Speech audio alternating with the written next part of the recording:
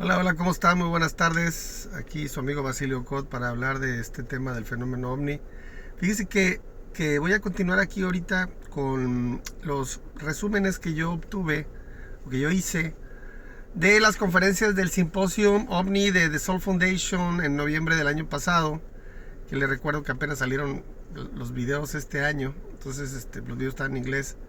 Yo lo que hice fue revisarlos y pues tomar notas, etcétera, para poderlos compartir con ustedes. Para aquellos que luego no tengan mucho tiempo, pues nomás lo ponen y escuchan y con mucho gusto ahí les informo, ¿no? El día de hoy voy a hablarles de una conferencia que pues es de uno de los fundadores, es del doctor Gary Nolan.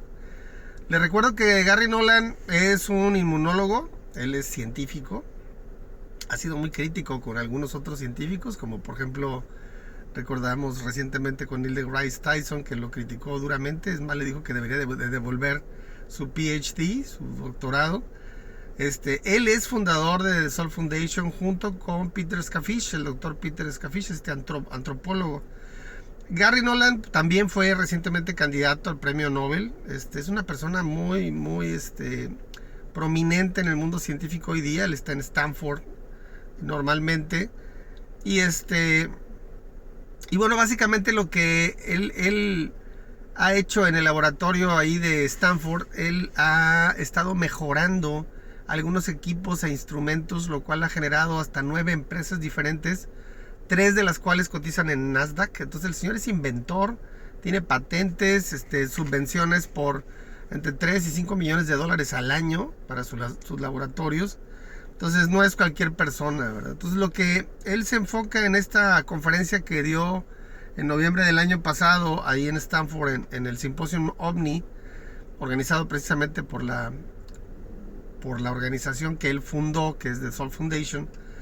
Él se enfocó en el tema de la química de materiales, porque él reflexionaba al inicio de la conferencia respecto a que pues él se ha interesado mucho en el fenómeno OVNI y ha buscado evidencia física.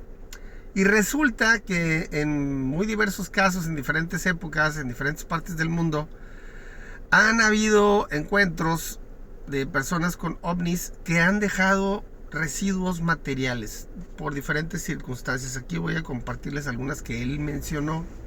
Entonces déjenme le platico aquí las notas que traigo para que usted vaya dándose una idea de lo que se comentó, ¿no? Él hablaba específicamente de restos de metal, básicamente, o sea, ya sean propios del fuselaje, es decir, se estrelló el ovni y recuperaron un pedazo, lo que fuera, alguna pieza que se cayó, etcétera, o algún pequeño fragmento, algún tipo de restos materiales, por ejemplo, que algunos ovnis dejaban caer a tierra o se les caían involuntariamente. Eso no lo sabemos, obviamente, ¿no? En ese sentido, el doctor Jacques Vallée, que ya sabemos que es un científico también francés muy destacado en el mundo del fenómeno ovni, ha jugado un rol muy importante y él lo mencionó. De hecho, tuvo palabras muy positivas para Jacques Vallée, el doctor Gary Nolan, porque Jacques Vallée ha logrado obtener restos materiales de incidentes ovnis en diferentes partes del mundo. Tiene cierta cadena de custodia, para que usted se dé una idea de qué estamos hablando con la cadena de custodia. Pues es un registro en manos de quién ha estado el material, para asegurar que no sea algo trucado, ¿no? Entonces, bueno, pues Jacques Vallée lo proporcionó. Y esto pues obviamente habla de la fidelidad y confiabilidad en la obtención del material y su custodia. Habla Gary Nolan de la estructura de análisis que se pueden hacer y mencionó, por ejemplo, algunos análisis. Aquí le hago mención a algunos. Dice análisis físico y químico, o sea, análisis molecular y análisis atómico, ¿sí? Que les recuerdo que en química hay un distingo en los análisis moleculares y análisis atómicos. Es decir, el análisis molecular es cuando una molécula tiene varios átomos, y el análisis atómico es cómo está compuesto el átomo en particular, o sea, hacia adentro, ¿sí? Entonces, ese es un tipo de análisis físico-químico. El análisis funcional es identificación de fuentes de energía, análisis de firmas electromagnéticas, térmicas, etc. Y también las interacciones con el entorno bajo cierta estimulación. O sea, yo estimulo este átomo o esta molécula, ¿y qué pasa? Recordamos, por ejemplo, que los isótopos, que son núcleos enriquecidos de ciertos átomos, eventualmente hacen que el material cambie sus propiedades físicas. Estamos hablando de una dinámica muy particular, muy interesante para explorar, ¿no? Y también habló de la investigación colaborativa, es decir, creación de equipos interdisciplinarios que revisan desde diferentes perspectivas el material en revisión. Es algo útil porque pues con diferentes perspectivas, por hacerlo con diferentes disciplinas, pues puedes encontrar más información en el contexto, ¿no? Y él se refiere en primer lugar a uno de los casos evaluados que fue en Iowa en 1977. En aquella ocasión, en 1977 en Iowa, un ovni dejó como un charco de metal fundido. Ojo, no dejó cráter, solamente como si hubiera chorreado el material fundido. Abarcaba un área relativamente pequeña, probablemente 1 metro de diámetro, y se le hicieron diferentes tipos de análisis. Los resultados en su mayoría no eran nada anormales. Sin embargo, déjenme le digo algo destacable. Lo primero que se detectó como atípico era que su mezcla no era homogénea. No había proporcionalidad de las cantidades de los elementos involucrados. Y le voy a hacer una analogía para que yo me pueda explicar mejor. Decía, es como... no era como si lo hubieran metido en una licuadora. O sea, cuando tú metes 2 elementos a una licuadora, la mezcla se hace homogénea. O sea, está completamente distribuida. En este caso no. Más bien eran como vetas. Le voy a poner un ejemplo muy, muy rústico. Imagínese que usted toma en un bote nieve de vainilla y nieve de chocolate, y luego le hace con un palito así o con una cuchara así algunos movimientos. Entonces lo que queda son vetas, ¿sí? O sea, no está mezclado homogéneamente, sino que está mezclado de tal forma que no hay una mezcla uniforme ni proporcional. ¿Para qué les puede servir un material así? ¿Para qué? O sea, ese es un tema relevante, ¿no? Entonces, este tipo de mezclas no está sujeto aparentemente a un esquema de fundición, como lo haríamos nosotros aquí para hacer una aleación. Esto es otra cosa, o sea, es como mezclas 2 metales, ¿sí? Y que no queden homogéneos. O sea, si los metes en una fundición se hacen líquidos y entonces se mezclan, o antes de que se mezclaran, los hiciste líquidos y luego rápidamente los hiciste una mezcla y los dejaste que se enfriaran. Es muy interesante, ¿no?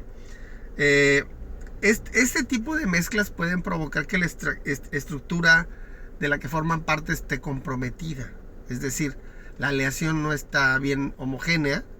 Entonces las vetas no están completamente unidas, y esto puede provocar que el metal esté comprometido. Es decir, con un golpe, una vibración, puede separarse, ¿sí? Entonces no es precisamente un esquema muy seguro para tener en una aeronave, por ejemplo, ¿sí? Un material de estos puede ser más frágil que el otro. Por ejemplo, habla de que en cuanto a características físicas, uno de esos elementos puede ser más conductor de la electricidad que el otro, ¿sí? Dependiendo para qué lo mezclaste. Pudiera ser inclusive que algunos de esos metales pudieran transmitir mejor algún tipo de radiación y otros no. No se sabe, pero la característica importante de este material que analizó el doctor Gary Nolan, es que la mezcla de los 2 metales no era homogénea, no era una aleación como la que nosotros hacemos aquí en la Tierra, y de la que realmente no sabemos ni cómo se hizo, ¿sí? Cuál fue el proceso por el cual lograron esa aleación, ni cuál es su propósito, para qué puede servir, ¿sí? Entonces, bueno, pareciera en todo caso como si apenas hubieran iniciado un proceso de aleación y lo hubieran desechado cuando aún no estaba bien mezclado. Aquí habla él acerca de, fíjese, ya empieza a hablar de temas más específicos. Dice, La mezcla no homogénea tenía aluminio 27 en mayor proporción, que es como un isótopo, y en cantidad menor tenía silicio, y ya muy pequeño tenía una cantidad menor de fierro y una cantidad muy pequeña de magnesio. Así tenía la mezcla este resto material que fue analizado por el doctor Gary Nolan. No había rastros de algún proceso de fabricación. Dice, era revelador que obviamente era producto de un proceso de algún tipo industrial, es decir, artificial. Las muestras se sometieron a un proceso más detallado a nivel atómico, en un instrumento que es llamado la tomografía de sonda atómica, la cual hace un corte del diseño atómico del material y lo refleja en 3D y confirma la distribución poco homogénea de los elementos. O sea, estamos hablando de que es algo que fue analizado bien a detalle, ¿sí? Y que tiene estas características que no son normales, que son atípicas, ¿no? Los análisis continúan y se publican los resultados en un paper, nada más que estén concluidos, porque a la fecha todavía están en proceso.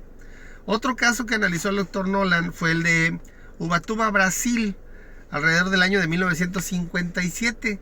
Les recuerdo que 1957 fue el año en que se lanzó el primer satélite Sputnik artificial en el espacio a orbitar. Y ese año en Ubatuba, Brasil, hubo un accidente en el que se describió por al menos 2 testigos presenciales cómo un ovni explota y deja regados muchos restos materiales metálicos cerca de la playa. Obviamente cerca de la playa y también probablemente cerca, debajo del mar, ¿no? En la playa. Los análisis en un espectrómetro de masas de alta precisión revelaron que el material era de magnesio, aunque fue muy extraña su nivel de pureza y la ausencia de rastros de manufactura humana. Volvemos a lo mismo. No sabemos cómo lo hicieron y no sabemos para qué lo hicieron.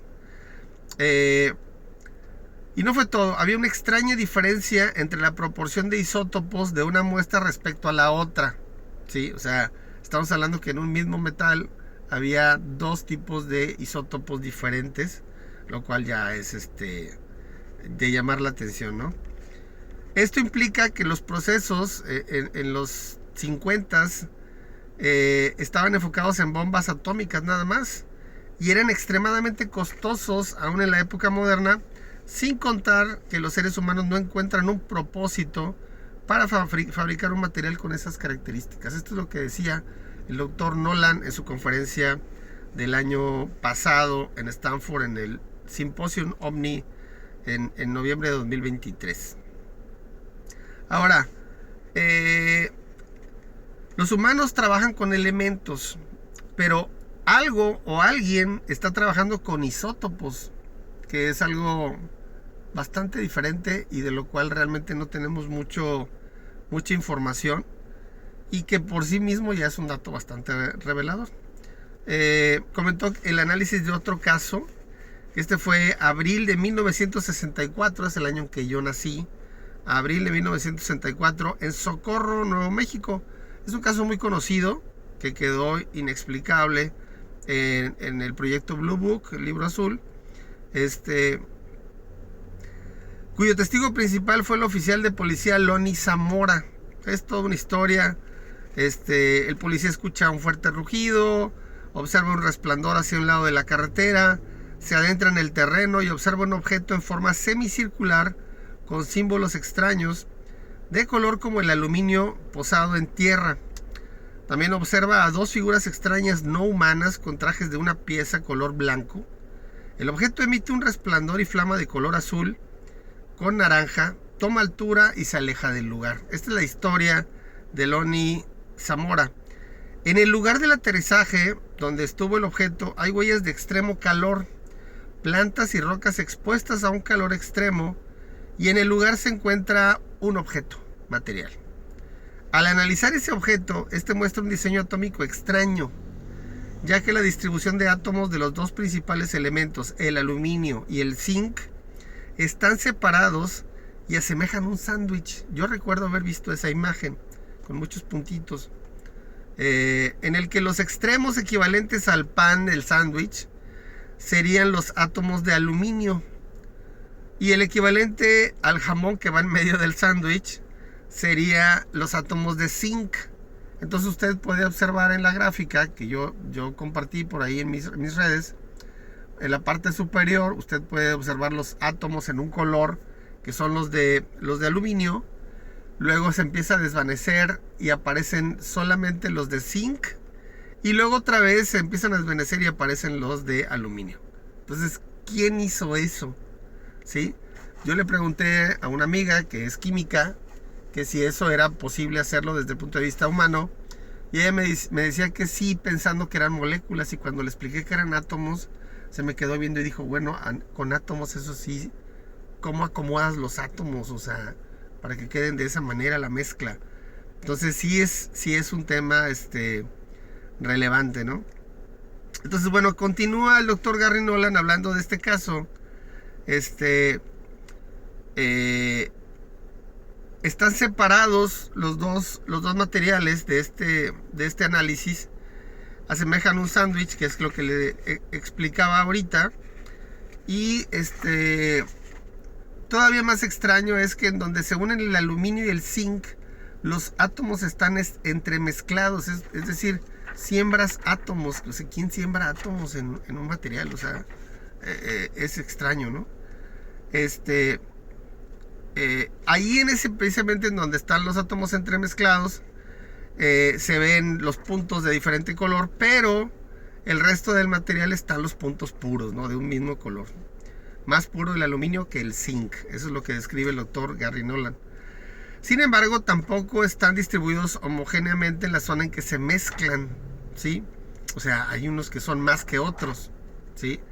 Yo recuerdo la gráfica y le podría decir que son más los átomos de aluminio que los de zinc, los que aparecen en la mezcla, en ambos lados en donde se mezclan. Por ahí estaba la gráfica en mis redes sociales. Es muy extraño. Esta composición es una clara muestra de ingeniería y el resultado de un proceso artificial con propósitos desconocidos para nosotros. Volvemos a lo mismo, las dos constantes de siempre. No sabemos cuál es el proceso de manufactura y no sabemos cuál es el propósito de hacer ese tipo de aleación. Se presenta constantemente en todos los análisis de materiales recopilados o recabados de ovnis. Ahora, la complejidad de realizar este tipo de compuestos y aleaciones, algunas de las cuales son extremadamente, por no decir imposibles de realizar, dados los procesos de manufactura actuales para obtener ese tipo de pureza y también ese tipo de diseño atómico, sería un costo muy alto y para un propósito realmente desconocido para los seres humanos. No sabemos para qué sirven ni cómo se hacen.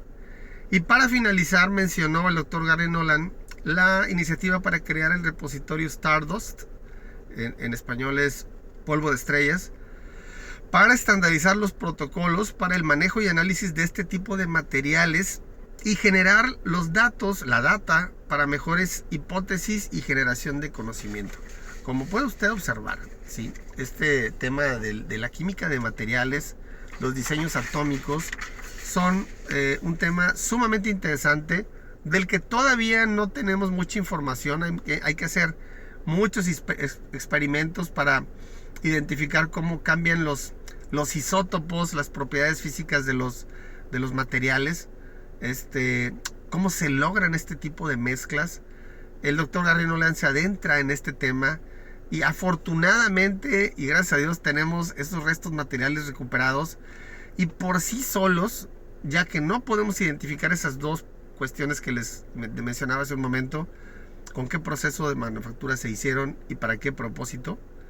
Esa es una premisa clara de que este tipo de objetos no son humanos. Lo decía el doctor Eric Davis. Dice, ¿cómo saben que estos materiales no son humanos? Porque no sabemos cómo los hicieron y no sabemos para qué sirven. Así contestó el doctor Eric Davis. Entonces, bueno, se lo dejo porque es un tema que va a dar mucho de qué hablar en adelante. Estoy seguro que el doctor Gary Nolan no se va a detener.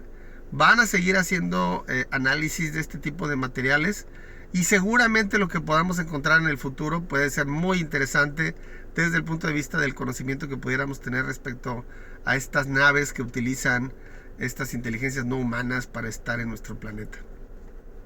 Le recuerdo, apenas están empezando los análisis. Lo que le compartí es lo más básico de química, ¿sí? Falta ver todo lo de las firmas y falta ver todo lo de la funcionalidad, ¿no? Las firmas térmicas, de radiofrecuencia, microondas, etcétera. Y qué se puede hacer con ese tipo de metales, cuáles son la conductividad, cómo se afectan a diferentes temperaturas o bajo diferentes condiciones. Por ejemplo, en un ambiente sin gravedad o en un ambiente en el espacio. ¿Qué pasa con esos materiales? ¿Cómo funcionan? Es un tema que seguramente va a dar mucho de qué hablar en el futuro. Bueno, pues con esto termino esta parte de esta entrevista del Dr. Gary Nolan. Ahorita voy a grabar otra para que usted pueda luego también verla en mi canal de YouTube o en mis redes sociales. Le mando muchos saludos, que esté muy bien, hasta luego.